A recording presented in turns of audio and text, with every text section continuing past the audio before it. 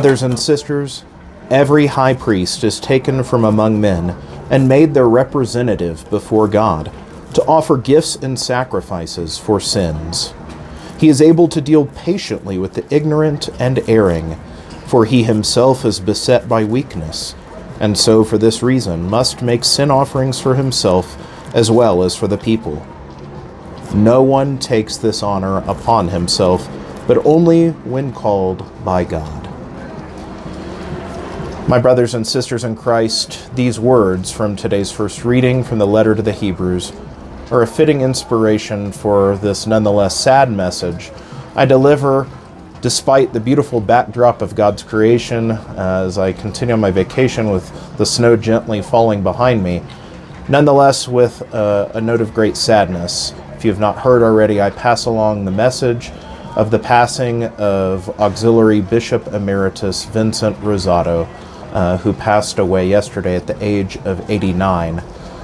Bishop Rizzotto was a faithful servant for this local church, perhaps closest to the community of St. Cecilia's that he served as pastor for from 1982 till 2002, 20 years before he was called as auxiliary bishop for the diocese for 5 years before his retirement. And yet Bishop Rizzotto is near and dear to our hearts at the Co-Cathedral parish, not only simply because he was a bishop, but because he played a great role in the inspiration, the construction, the project of our Co-Cathedral church that opened in 2008. But even beyond any particular thanks we owe towards that, to the gift of him as a pastor of souls.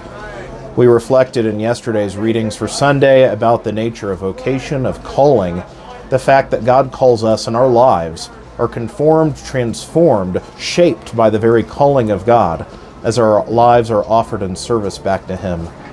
Bishop Rizzotto, as a wonderful priest and bishop, and passing at the age of 89, gave himself entirely in service of his people and to our local church.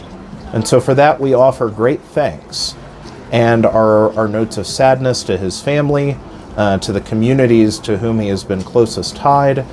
And so as I conclude this reflection video today, as I simply invite you, the Co-Cathedral Parish family, to join me in praying for the repose of the soul of a good priest, a good man, a good bishop, as we say, eternal rest grant unto him, O Lord, and let perpetual light shine upon him.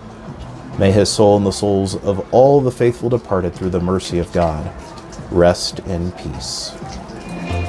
May God bless you all.